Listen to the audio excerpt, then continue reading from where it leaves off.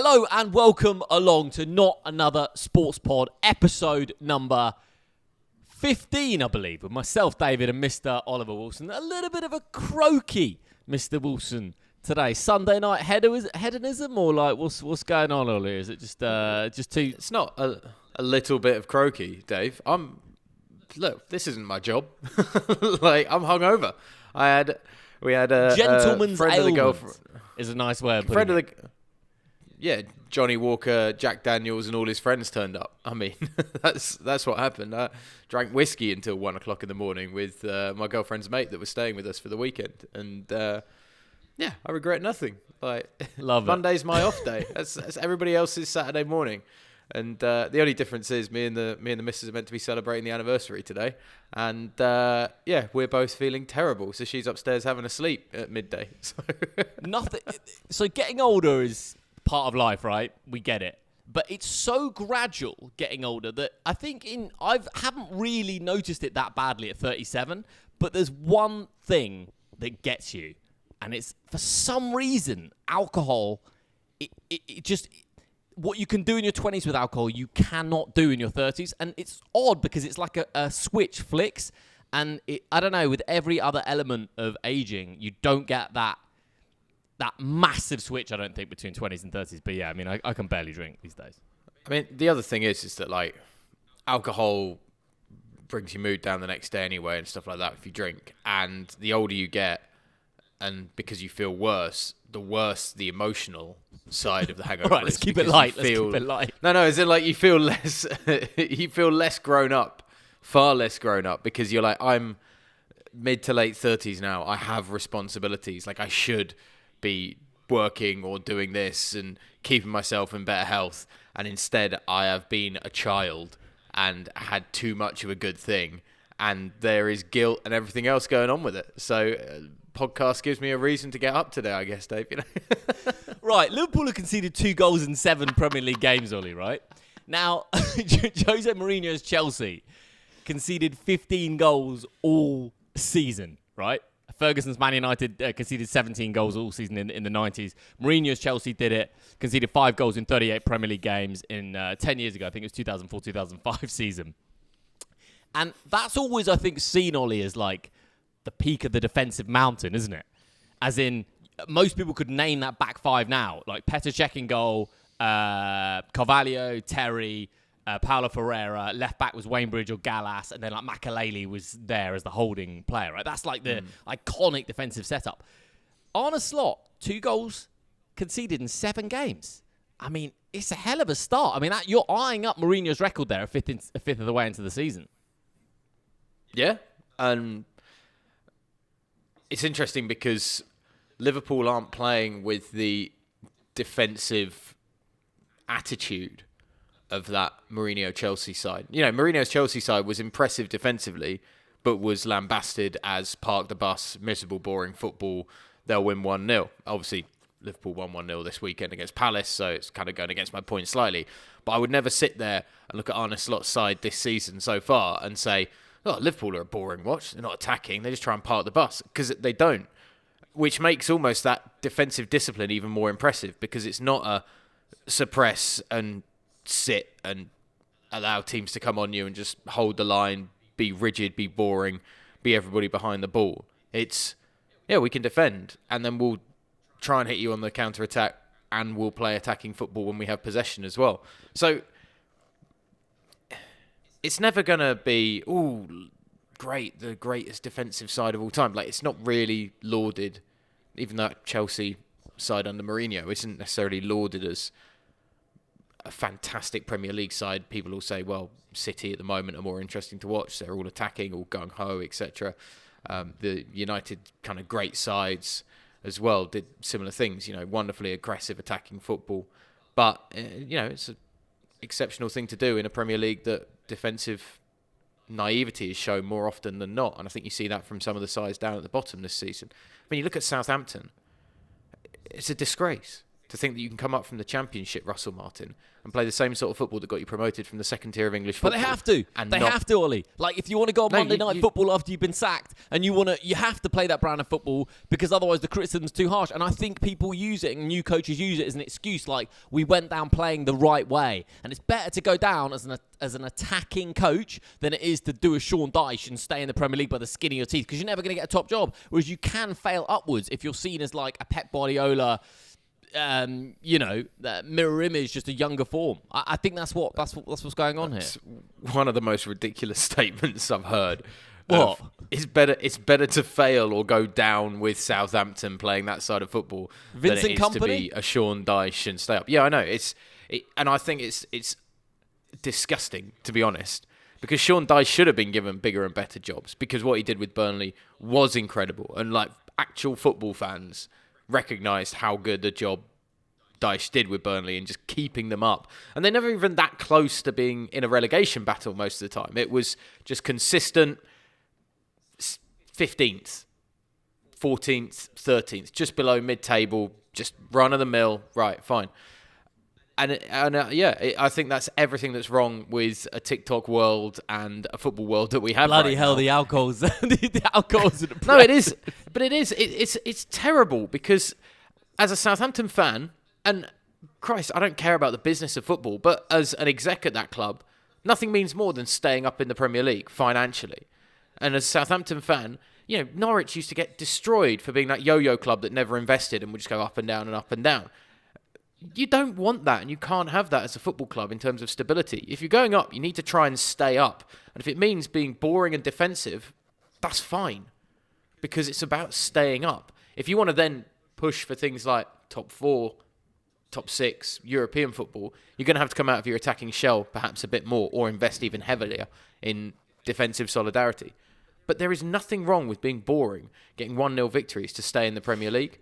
And to see what Southampton do, trying to play out from the back and play Arsenal at their own game. And it's just ludicrous when you haven't got those players. Just going back on the Liverpool-Chelsea comparison, Ollie. I mean, Allison or Petr Cech, splitting hairs? Trent Alexander-Arnold or Paulo Ferreira. Paulo Ferreira maybe a better defender. Trent obviously a better footballer. Virgil van Dijk or John Terry. Virgil van Dijk for me. Carvalho or Konate. Probably Carvalho. Wayne Bridge or Andy Robertson, splitting hairs. So like you're getting pretty close. The only thing I'd say after that is like Makaleli obviously was a complete specialist, best in the world in his position for a few years over Gravenberch, who's been great this year, but not quite the same pedigree. So yeah, I don't know. I think there's a comparison to be made there. We'll see what happens. Do you think there's an actual staying power? I mean, as a Liverpool fan, are you okay with clean sheets, and playing the kind of football that you're playing? Because it's not bad. It's not. Yeah, all the attacking players are still out there. It's not like a thing. Yeah. Arne's not saying don't do this or don't do that. It's just his style. It's his personality on the football club. He's a little bit more considered, obviously a little bit more reserved, a little bit less wild. Do I think Liverpool are going to win the title? No, because I think same thing will happen as last season, which is Arsenal and Manchester City are by far the best two sides in the division. Liverpool a little bit behind that. But yeah, I mean, but who knows? Two goals from 7 games conceded is crazy. I mean, City got pushed by Fulham this weekend. Yeah, they're going to have to. It's not clean this start to the season at all. No, and it's not been clean from Arsenal. They've been behind in games. They've been winning games. They've been conceding goals. Everything coming into the season was about Arsenal's defence. God, you hear so much about Gabriel and Saliba, and it's so good. But they've been conceding goals. City, for me, they've just got to stay in the title race till January and then buy a replacement for Rodri. And I'm sure that's what Guardiola's thinking. Let's just nudge things along to Ten Hag, Ollie, because I think there's something wonderful about a human that just survives by the skin of their teeth. He is the great survivor. He's the man who who clambered onto a lifeboat when the Titanic sunk. He's the pilot who thinks he's going down and somehow manages to rescue the plane. I don't know. It's the Italian job. He's over the edge of a cliff and he's got a great idea. He's just he's the great survivor, because every single person watching that Man United side under Ten Hag, they know that he's not the answer, right? Man United are never challenging for the title under Ten Hag. The transfers have been so bad, it's almost funny. I can't remember what the exact stat is, but 20 transfers since he joined, 9 are players that he's either formerly managed or are Dutch players, right? So he's brought in his players. It hasn't worked. He's obviously not the right man for the job, but he's just there. And he's just surviving and he's bullish and he's like straight batting in interviews and he sort of nicks a point where a defeat would have seen him sacked here or there, and he survives because there weren't many available options in the summer. The best thing Man United could do in this international break is get rid of him and bring in Thomas Tuchel. No doubt about that in my mind, but they won't. I think they just persevere with him. 2 trophies in 2 seasons. I don't know. What do you think about Ten Hag, the great survivor? I still feel quite sorry for him, to be honest, because he's at the club, I think, that has the most outweighted trouble to big name ratio in world football right now. In terms of Manchester United is known globally. It's an iconic brand, it's an iconic football team, and everything around that club is a shambles, from the reports of the facilities to what happened at the end of last season with the stadium.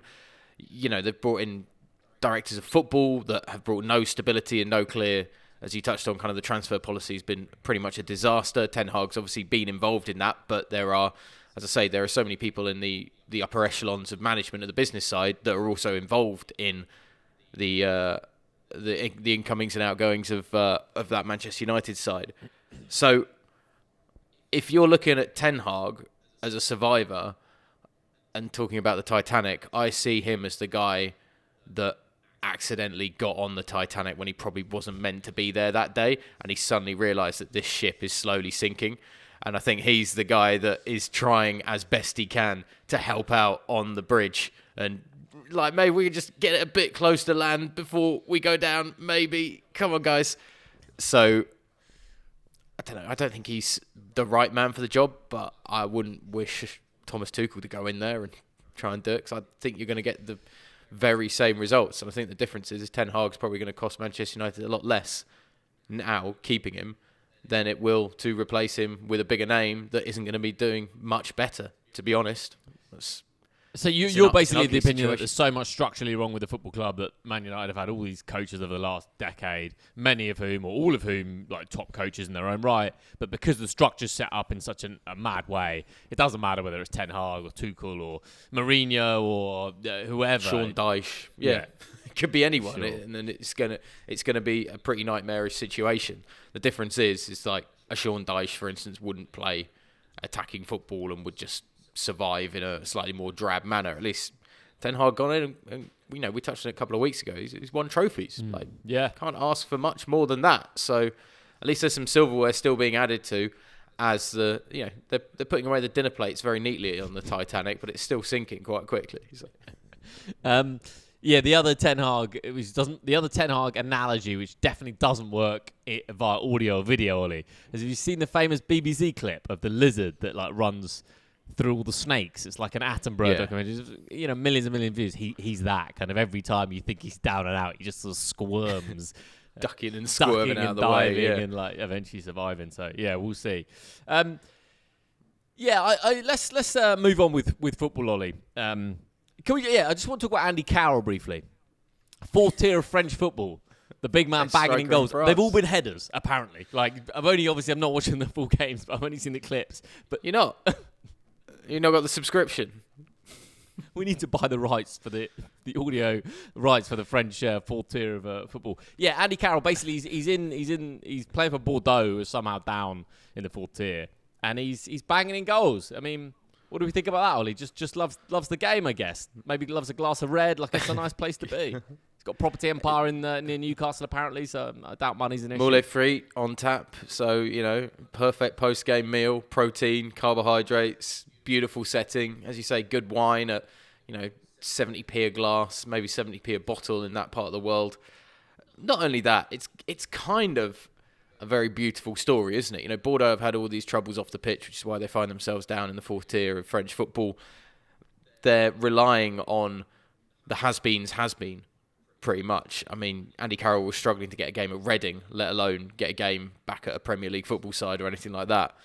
And, it shows he is too good for that level to some extent. Like, he's still got enough that he could do a job 2nd tier, 3rd tier of French football. But also, isn't it nice to have like a stability of a reasonably recognisable name? I mean, he scored for England. He's played at major football tournaments for England, for the national side. And for Bordeaux to be trying to rebuild their legacy on the foundations of the big burly Geordie. I mean, it's such a such a contradiction of, again, the culture and the soft subtleties of that part of France with the wine, the food, the elegance. And then it's, why, man, just put it in the box. You know what, one of his first goals, the French commentary was like, the Englishman, what an English goal. And I just love the fact that we're still seen as like this side that just pumps it up to the big man. And they were just like, the Englishman with a real classic English goal. And I was just like, yeah, I mean, it's just... I mean, one of the best foreign exports of post-Brexit England, isn't it? Andy Carroll. I mean, how do you get a visa to work out there, by the way? I don't know. Maybe he has to come back every so often, or he goes he's in doing just the for tourist, the match days. He's doing the RG 90 days thing, yeah. Because I don't think you'd get a sports visa to play in the fourth tier, basically. Obviously, when you're rich, it doesn't really matter. There's a million ways around it and stuff. But yeah, did think that was interesting. I wonder how he got the visa for that. Well, I mean, I'm covering an American football game this week. It's high school level American football, but it's the NFL's academy, which is 18, 17-year-olds doing their post GCSE education and study up at near Loughborough University. But they have to pay like 21 grand a year to come and do this course, which also involves playing American football, 6 a.m. gym time, 6 p.m. finish after kind of lessons and class time, and American football study as well in terms of the game and what's coming up. And they all have to get visas for that. I mean, it's not just an educational visa. It is a sporting visa to come into the country. And it's done fairly well in the end. They have to pass English tests and stuff. So for somebody like Andy Carroll, I'm pretty sure it's probably workable, particularly if you're, upper management of Bordeaux football club. If you've got the money, there's always visas and ways, and there's the entrepreneur visa and the property visa, and there's. But I just think I do think it's great that Bordeaux are trying to, because a bit like when Juventus went down to Serie B, Bordeaux going down to this is one of the most successful football sides in France, and a team that's been in Champions League and been to UEFA Cup finals since we were alive and watching football. And they find themselves in the fourth tier, and it's, right, well, we need to get back up there. We need a guy that's going to give us 35 goals, 30 goals a season. And Andy Carroll is the simplest route to that at that level. It's awesome. Match of the day host. Gary Lineker's contract comes to an end at the end of the season. He's 63. Look, he's on over $1 million a year. If you're Gary Lineker, you obviously try and renew for as long as possible, or at least till you're sort of 65, I would have thought. But there's some rumours that he doesn't want to, and he's going to move on. If he does move on, let me ask for a one-word answer, put you on the spot. Gabby Logan, Micah Richards, Alex Scott, or Mark Chapman. Is this who I want or who I think it would be? Who you want? I mean, it's the first or the last. They are both excellent broadcasters, without a doubt. I mean, how Gabby Logan hasn't done more football for the BBC, I don't know, because she is such a good host across so many sports. And Mark Chapman's the best broadcaster across TV and radio, without a doubt. He's so easy, insightful, and has an ability to talk through complex sporting situations and analogies for the layman and the more experienced sports fan at the same time. 100%, I reckon it'll be Alex Scott or Kelly Summers, maybe. Shall I just give you the odds quickly, Ollie? Because the bookmaker's always got the finger on the pulse here. They've got Gabby Logan at evens. They've got Alex Scott 2-1, Jason Mohammed 4-1, Dion Dublin 6-1, Mark Chapman 6-1, Colin Murray, who I like, 12-1, Ed Chamberlain 12-1, Kelly Kate 16-1 if they could get her out of her Sky contract. I think I completely agree with what you said about Mark Chapman. I think as a really talented broadcaster who makes something look really easy that is really difficult, I think he's really likable, and I completely agree about Gary Logan. Such a total fucking pro. Awesome. So one of those two for me, I think. I think Kelly Cates would be an interesting one. I think she is a great presenter. I think on Sky, again, the best presenters make something that's really difficult look really easy, right? And I just think when you're Kelly Cates and you've got people like Gary Neville and Jamie Carragher and like there's a lot of big personalities, a lot of big voices there, and she just softens the whole thing so nicely. And she doesn't try and give her opinions, which I think so many presenters fall into, right? You're a presenter and you're just kind of desperate. You've got an opinion whether that should have been a pen or not. You've got an opinion on Man United and you just want to give it. And so many presenters fall into that. And she doesn't. She just anchors it and she just holds the frame. She softens things. She ties it. So I think that would be a really intriguing good choice. I'm sure she's got a massive contract with Sky that they'll have to get her out of. But yeah, I think it's a really interesting one. Who do I think they'll go for? I don't know, because it's a lot of internal politics, the BBC always, and you've got to do a bit of a deep dive into everyone's personal history before you give the match of the day anchor job as well. I think you look as well. One thing that we kind of, I think, saw with Gary Lineker is how you deal with live as opposed to pre-scripted. Match of the Day's got a script. He's reading off a teleprompter. A lot of people can make that work very easily and very well. But when we saw Gary doing FA Cup, the Champions League on what was BT Sport, etc., and like it was stuttering and didn't really know where to go on a live broadcast. And I think you look again at Chapman and Logan, who have done a lot of live broadcasts with the BBC in their time, and they know how to present live as well as pre-recorded. And that has to be a prerequisite to me, because the BBC does have enough live football that you need to have your head of Match of the Day is going to be hosting also, Match of the Day's FA Cup special, etc. And they have to be a good live broadcaster. And those two I would consider two of the best live broadcasters out there. And Kelly Cates as well, I think, comes into that too. Her experience working on Sky and doing all those live broadcasts pays dividends going into a Match of the Day show that for any of them, the nuts and bolts of that show would be a doddle. Absolute doddle, I think. I mean, it's a high-profile gig, but if you're good at the job, it's a bloody easy way to make £1 million a year, right? Yeah. And I think that's, you were talking about, personality, etc. I don't want a massive personality from many people on TV, let alone the presenter. The point is the pundits are the personality. That's the whole point. And even they shouldn't be like that big, because it's about the football rather than their personality. And I think that, no disrespect to Micah Richards, but I think he is too big a personality to host that show, because he is very loud, laughs a lot at his own jokes, etc. And that isn't what you want. You want someone that's going to get you from point A to point B and bring in person C in the middle of that, in and out neatly, and on to the next one. Yeah, it'd be really interesting to see how that one unfolds, because, obviously the game's moved along a lot since Match of the Day became the flagship show, but it kind of still is in some weird way. Like, it's still a lovely watch. I was thinking the opposite. You think it's finished? You don't care anymore? No, I love the idea of Match of the Day. I just, I'm looking at an hour and 20-minute program.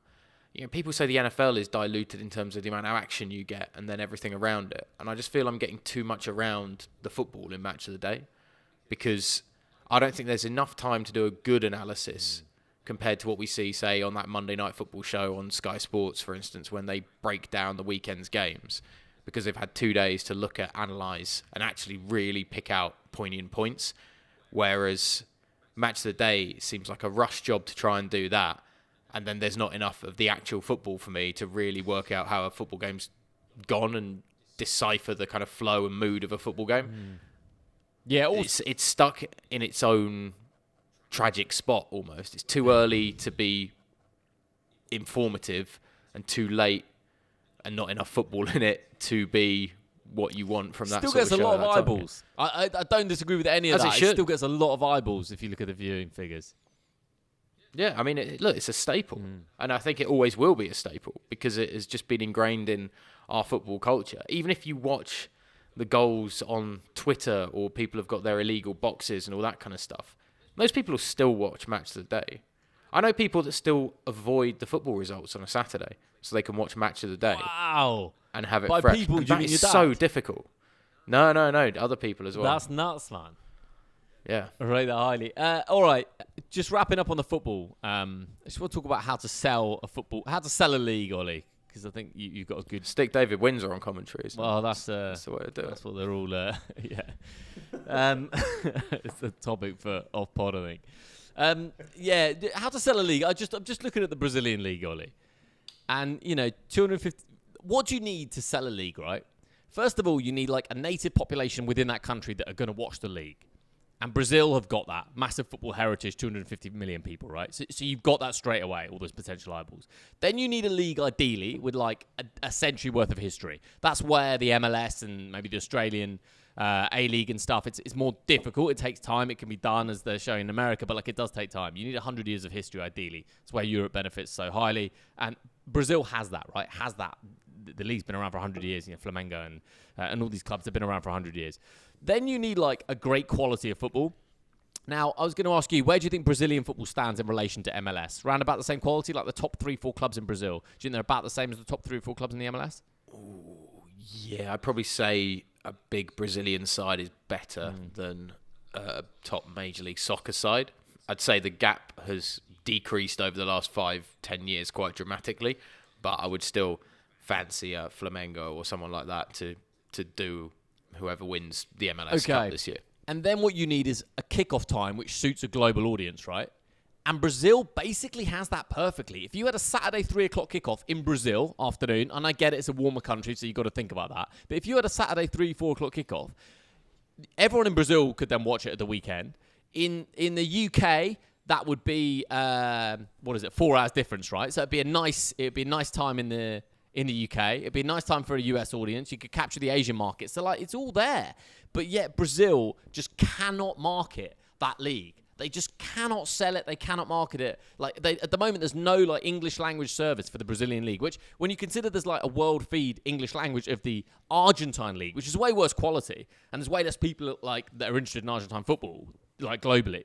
It's a really poor reflection of Brazilian football that they haven't found a way. And I was talking to some people when I was in South America about this, and I know the Botafogo owner, who we've mentioned Botafogo a few times, and I want to talk about them very briefly. The American who owns them also has a share in Lyon and Crystal Palace, I think. And he's pissed off, basically. He's pissed off because he thinks the Brazilian league have got to sell it better. I don't know. It's just it's a bit of a sleeper for me, the Brazilian league. Like, if you've got the right TV package and you marketed it correctly, there's some big football clubs. The stadiums, Ollie, is another thing you need, right, to sell a league. And they got the stadiums because they had the World Cup and then the Olympics within that 4-year span. So all the big clubs in Brazil got massive fucking stadiums. I think you need crowds at not just the big games. Big games helps, but you need fuller stadiums. We see it in South America a lot. A Sudamericana game for Cruzeiro and a Libertadores group stage game for Cruzeiro. There are more people in that stadium for a Libertadores group stage game. The Sudamericana people don't turn up for till maybe the quarterfinals and the semi-finals and final. Kind of similar for the Europa League slightly. So you need that. Oh, Mr. Wilson. He's the sneeze as well. It's all coming siesta today. And a Lucozade in a couple of days and he'll be right as rain. You also, I think, you need some jeopardy or some stakes. 4 sides go down from Brazil, but the top 12 qualify for Europe or continental campaigns. And we've touched on this, which means there are 4 teams that have nothing to play for in that league. But there's not much to play for in terms of 7 to 12 teams aren't fussed about being in the Sudamericana until the latter stage of it, right? And then there's a top 6 that go into the Libertadores, which is kind of where everybody wants to be. But when you've got a top 6 going into the Libertadores, you're like, well, yeah, I mean, it's not high enough stakes, it doesn't feel like anyway.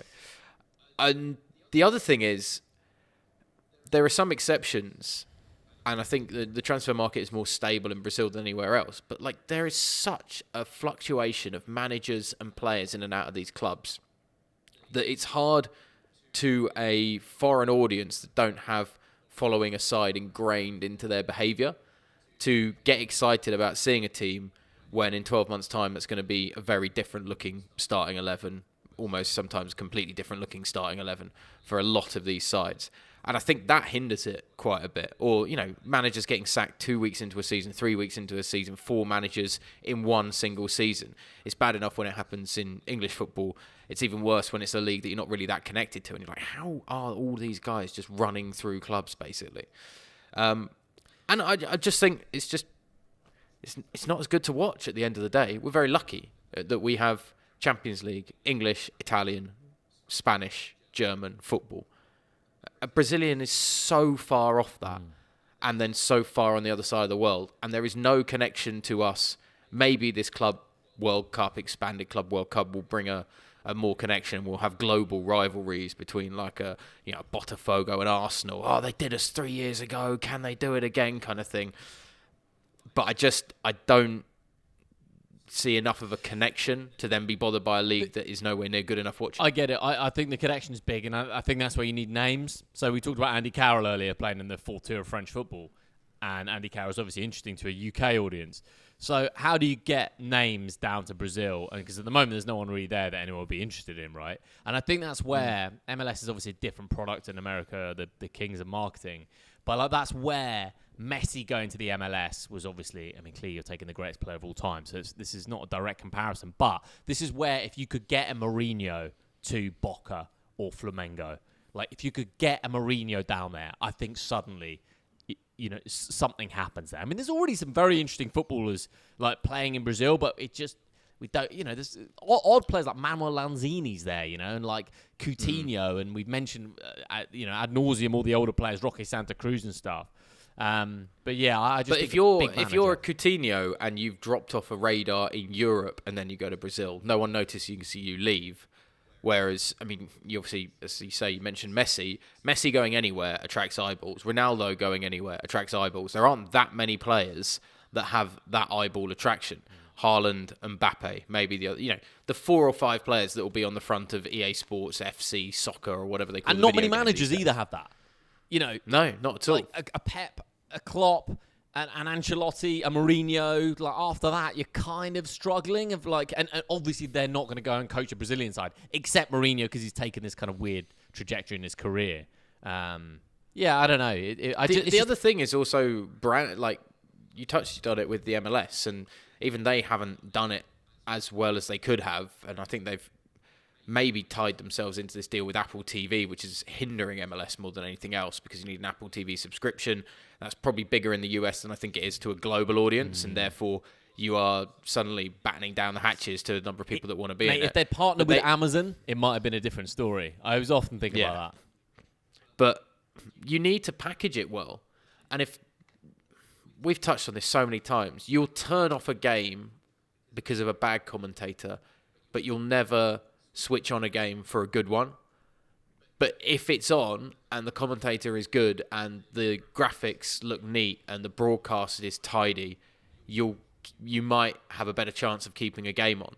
And because the money isn't spent in the kind of global broadcasting avenues, the focus, as we've seen, I think in Argentina and South America in general, the focus is on the domestic, as it should be. Like, obviously, the Premier League is focused on making sure that it looks at its best in England first, but they also treat the same level of sincerity and quality control on their international broadcasts. And it's what they've done very well compared to every single other league, I think, on the planet. And that's why other leagues are struggling, because they want the same impact as the Premier League, but they don't want to take the risk of spending the money to bring in the best. That's it, isn't it? I mean, Ollie, across the board. You pay a commentator, a producer, an editor, a social media manager, and I'm not exaggerating here, by the way, probably 5 or 10 times the amount in England that you would pay in for La Liga or Serie A. Like that's the reality. So when people think, well, why aren't people watching Serie A or La Liga on a world feed audience? It's like, well, just look at the rates, basically. I mean, follow the money.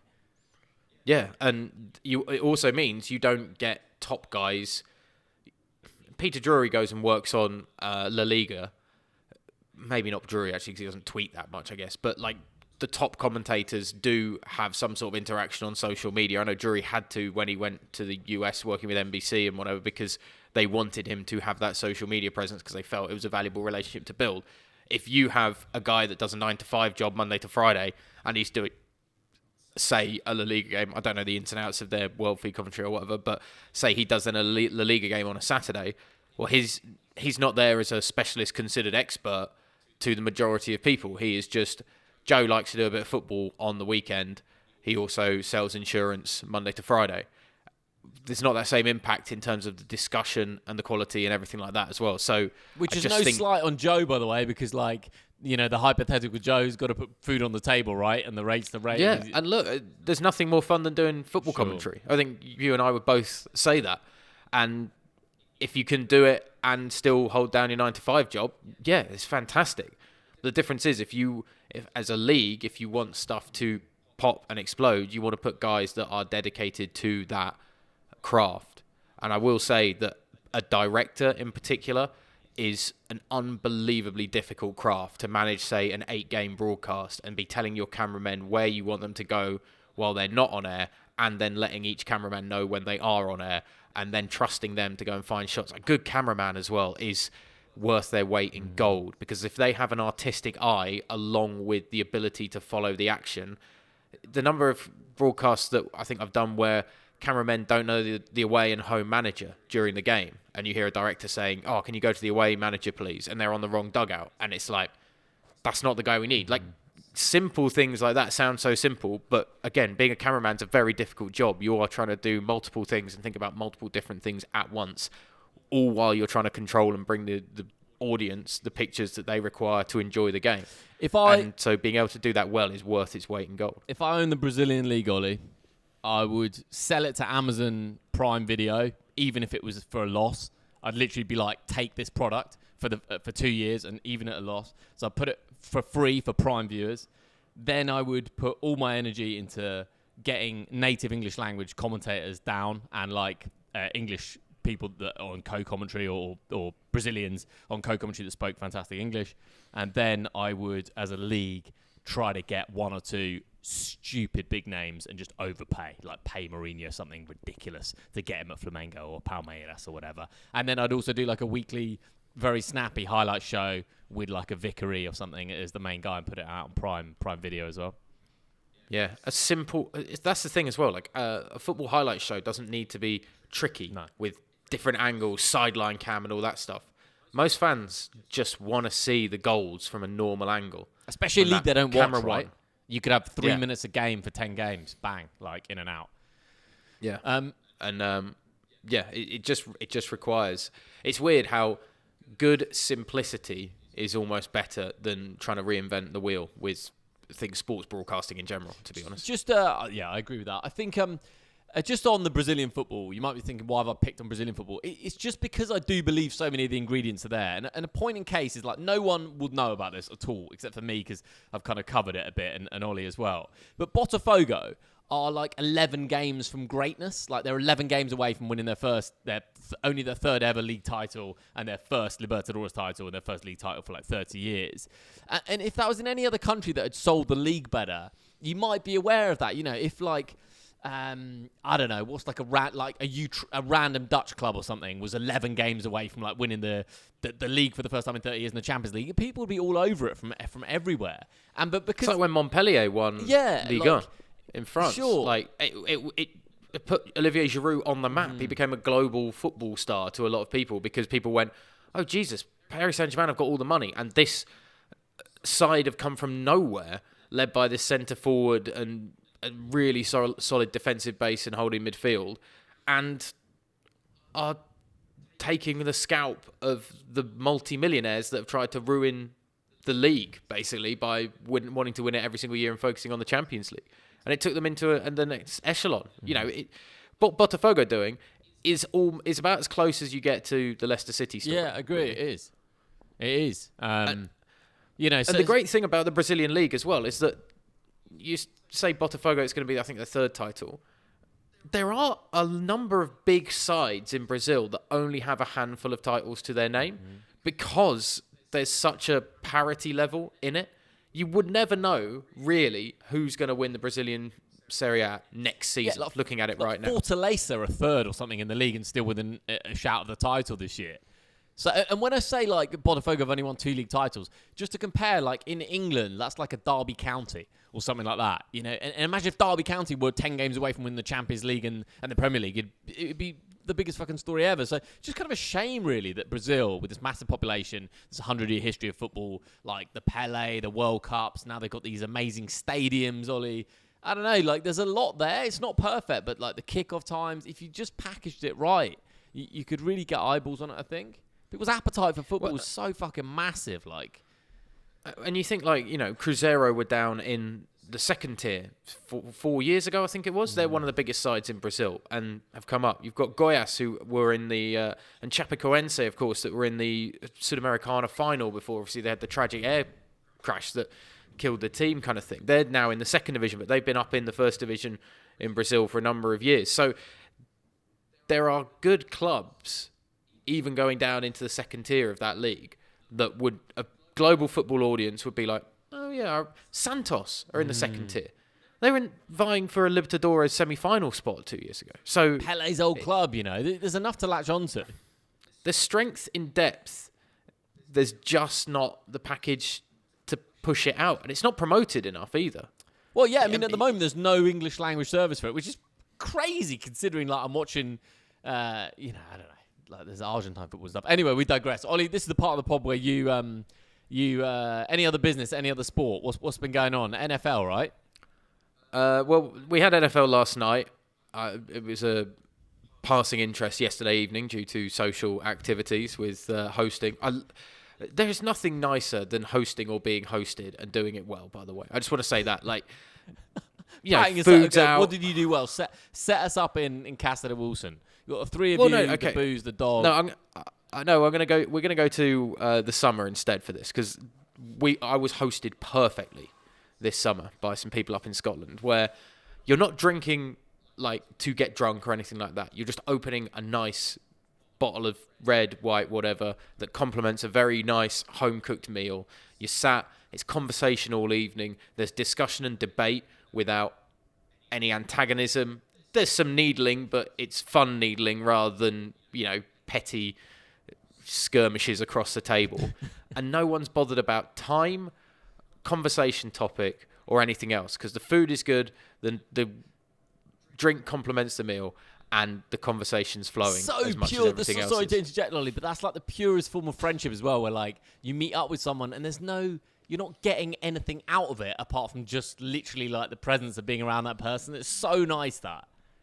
And the time thing is a huge one for me. If you can spend a whole evening and look at the watch and go, bloody hell, it's 1:45 or something like that, and it feels like it should be 10, 11 o'clock at the latest kind of thing, because it's just slipped by so easily.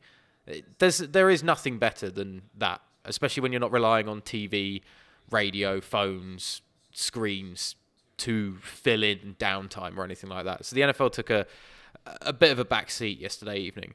I want to talk about a very unique golf tournament that took place this weekend, the Alfred Dunhill Links Championship, which might be one of the hardest golf competitions to win, because it's really difficult to play 4 consistent rounds of golf on one course. But the Dunhill Links is 3 of the most challenging courses in an area of Scotland up near St Andrews, which is also then notoriously difficult with the wind, rain and elements. And you're playing that in early October. That is a rough time to be in that part of the world playing golf if the bad weather comes in. And so you don't have the ability of, I've played this course yesterday, I know where the spots are that I want to be today, I know where I want to do it the next day, etc. Because you're playing on Carnoustie Championship course, notoriously one of the most difficult golf courses on the planet, Kingsbarn golf course, and the old course at St Andrews. And then the 4th day is back at the old course at St Andrews again. So everybody plays, if you make the cut, all 3 courses, and then the Sunday is at the old course once more. So you get 2 rounds on the old course. And I think it's just awesome. It's done as a pro-am, but there's also, as well as an individual competition, so there's a lot of celebrities that will get involved. Bill Murray's played in it, that kind of thing. A lot of the golfers play with either their father or brother as well, something like that, in the kind of pro-am element. But then there's also the pros are trying to win. Tyrrell Hatton won it for, I think it's his 3rd time winning this competition this weekend. I just think it's a beautiful event in a gorgeous part of the world. There's a load of golfing history around all of those courses. And to do 3 different courses in 3 days and then win a tournament is really impressive, in my opinion. And I don't think you see really anything quite like that in other sports, having 3 different arenas of competition 3 consecutive days in a row. Love it, man. Love it. I mean, I don't know. There's also a bit of nostalgia in that it's like a tournament in the UK as well, which we don't get many of them because of the tax breaks and everything like that. And it's something I'm going to have to ask my new best friend Ian Carter. I need to ask you this question, Dave.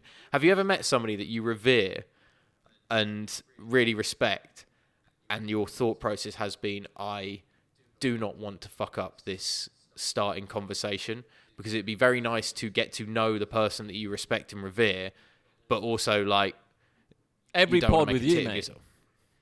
Yeah, okay. No, I think when I first met Vickery out in South America, I was like, fuck, I've watched this guy's stuff for 10 years.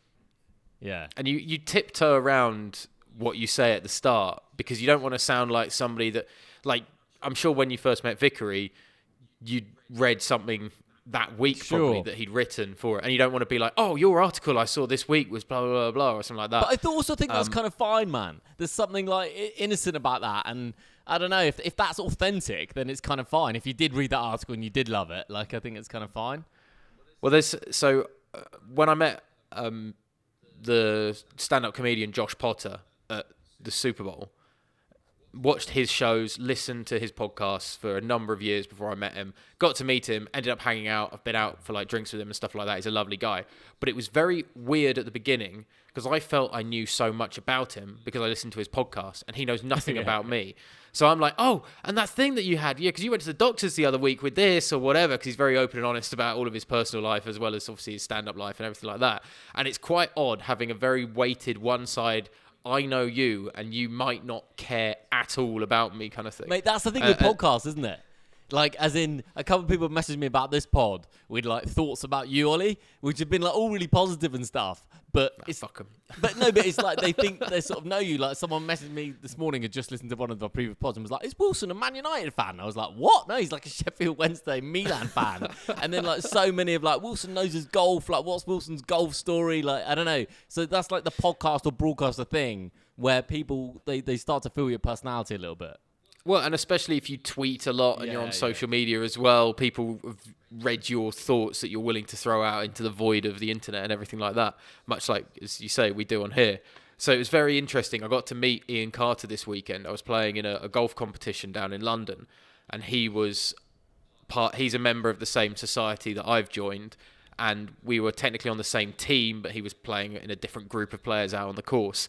But I got introduced to him as I was coming into the clubhouse after the round of golf. And I knew who he was. My friend is the producer of his podcast. I listen to his podcast every single week. I read his articles on the BBC, and he's a superb broadcast journalist on golf too. So it was very weird to be kind of, hey, how you doing? Oh, I really enjoyed what you said on that podcast. And then, like, but also then I was thinking, like, I need to make normal golfing conversation of, like, how did you do today? What do you think of the course? How long have you been a member of the stage? All this kind of stuff. But I know how long he's been a member because I know he joined recently, like me, for instance. So it seems like a really... the whole half the conversation is a lie, basically. But, how long have you been in this? Oh, is it only a few weeks? Pretending you don't know everything about someone, like... Yeah, overthinking social interactions is a really tricky one. I remember once going to, like, a friend of a friend's place in, like, North London and Camden, and it was the most spectacular property I've ever been to, man. It was, like, where they used to film the Monty Python or something. It was, like, this absurd, like, £20 million property in Camden.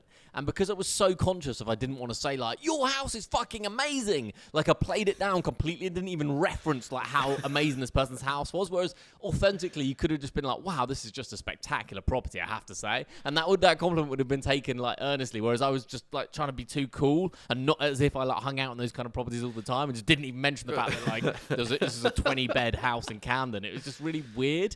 And Dave really has high standards when it comes to the places that he goes. Like, he's just not impressed by this. Just the 3 million was this. Oh, okay. Oh, yeah. We all got that just flying around. That's because you don't want to seem overawed by it and seem almost like geeking out on it or anything like that. It's like meeting anybody of like a big athlete. You don't want to be like, oh my God, you're Roger Federer. Sure. But you also don't want to be like, oh, you're right, Roger. How you doing? Yeah, whatever. I hang out with some of the greatest athletes of all time, all the time. Don't worry about it. Talking of which, the other story from the world of sport that you may not have picked up on, LeBron James and Bronny James. You heard about this? You know about this? No, tell me. LeBron James and Bronny James have made NBA history on becoming the first father-son duo to play together on the same team during a preseason game for the LA Lakers. Now, LeBron James has been around for donkey's years. I mean, he was getting into the league when I first went to university kind of thing, which says a lot. I think it's a 20-year career now, something like that at the pro level. And his son was drafted by the LA Lakers, 20 years old at the moment, this summer, in this basketball off-season. Very much, Bronny James was not considered a high draft pick at all, but the Lakers took him with like their second-round pick. For fairly obvious reasons. You can imagine LeBron James is kind of calling the shots on that one a bit. So there's a bit of an air of like nepotism. Oh, your dad got you in the league, basically. But there is also this, you're at one of the most iconic named franchises in basketball at the LA Lakers. You are perhaps the only person that is comparable to Michael Jordan in terms of your impact and longevity in the game and playing at the highest level. And now you're becoming the first guy to play with your son. And he will end up playing, I'm sure, with his son in a non-preseason, regular season NBA game this year. Do you, as an outsider, see it as nepotism? Do you see the beauty of a father-son duo getting to play hoop? Dads, by all accounts, I'm not a father, but dads seem to love, basketball in the back garden with their kid, or playing football in the back garden, watching their kid play football in the park, all this kind of thing. There's got to be an incredible feeling of like passing the ball to your son in a pro game and watching him shoot and score kind of thing in basketball or any sport. And you're always going to give your kids the biggest leg up you can, though. Like, I can understand outside looking in, criticising it, but at whatever level, and obviously that's the absolute summit, you're always going to push your kids and help your kids out in whatever way possible. I mean, it's not exactly the same, but something like inheritance tax. I don't know why we've discussed tax on this podcast a few times. It's definitely me that's brought it up. But like something like inheritance tax is a really fascinating debate, and I can see arguments for and against. But it's also like the same with the private school tax. Like, I can see the complexities of it. But like, if you're someone who has kids and you have money, like, what are you going to do? You're going to spend your money on those kids. It's better than buying a yacht. I mean, I'm sure LeBron has plenty of those as well, right? But I mean, if you're going to spend your money on anything in life, like it's on your kids, like on your kids' future, on your kids' experiences, on your kids' education, on your kids' health. Like, kind of makes sense. Like, it's not an evil thing to do. So I don't know. Like I get it. I think in a lot of places it shouldn't exist, of course. And like, this is the point where we hold our hands up and say like, two white men, immensely privileged, blah, blah, blah. But like, yeah, it's, I don't know. Yeah. That was the other name that we were going to call this podcast. Two white men, immensely privileged. The alternative names that we were running through. We thought not another sports pod is probably a little better, actually, I think.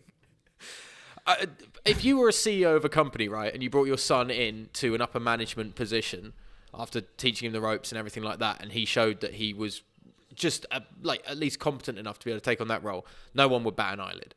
So for LeBron James to be in the very much the power position as one of these star players on the LA Lakers, and to have his son available, and to make sure that his team ended up drafting his son, is the kind of sporting equivalent of that, isn't it? And you can go higher up than that. Like, I mean, you're more into sort of America than me, but like, we've had two Bush presidents, like two Clinton, or nearly two Clintons, like possibly two Obama president. Like, it's keep it in the family. It's like, it's an American thing. I don't know. It's as high up as you want. I mean, we've seen a lot of like Barron Trump on the Trump campaigns and all that kind of stuff as well. So I mean, like, it's everywhere. That level, Barron Trump. He's 7 foot. The most polished looking young man I've ever seen. It's like he came out of a machine that was building action figures for political side pieces, basically. I mean, Slovenian supermodel mum, Donald Trump's your dad, like, has a hell of a gene pool, isn't it? But LeBron said... Well, we can have an election special on November the 5th and somehow link it into sport. That's when we bring out the side podcast, two white men, immensely privileged. LeBron said after this game, it was like being in the Matrix or something. It just didn't feel real, but it was great to have those moments. And I think there is a human story to look at. Whether you like LeBron James or not, he's quite a polarizing figure in the world of sport anyway. His legacy may never live up to Michael Jordan because he left Cleveland to go to Miami to cash in, to make sure he won some NBA finals. Then he went back to Cleveland, won a title with Cleveland, their first NBA championship, which was like the returning of the prodigal son kind of thing, because he was a Cleveland kid, started his career there, etc. They thought he was going to turn the franchise round. He eventually did. But there is that human element of, it just must be great to, you're not just a father watching your son in the stands. You are getting to play that first NBA moment, pro sport moment with your kid. And, we were talking about it with the Dunhill Links Championship. Matt Fitzpatrick plays alongside his mum in the Pro-Am level of this competition. It happens a lot with the parents and family members getting involved. That's great. Bob McIntyre won his first PGA event this year with his dad caddying him because his original caddy couldn't make it, so his dad was on the bag for it. That was beautiful. Like, those moments are there, even if this is one that is slightly more forced, with LeBron ensuring that his son went to LA. It's still that moment at the end of the day for him on an individual level and a family level. The only caveat to all of this is that I wish someone like the Boston Celtics, a great rival of the LA Lakers, had done what somebody suggested they should do, which is they draft Bronny James before the LA Lakers can, and then you hold LA over a barrel of, you want to have this story of father and son in LA? All right, here's our trade demands, and you make sure they give you basically the house to tell that story, or you don't get to tell that story at all. Which, if you want to get into a sporting rivalries and needling, that would have been the perfect way to reignite them.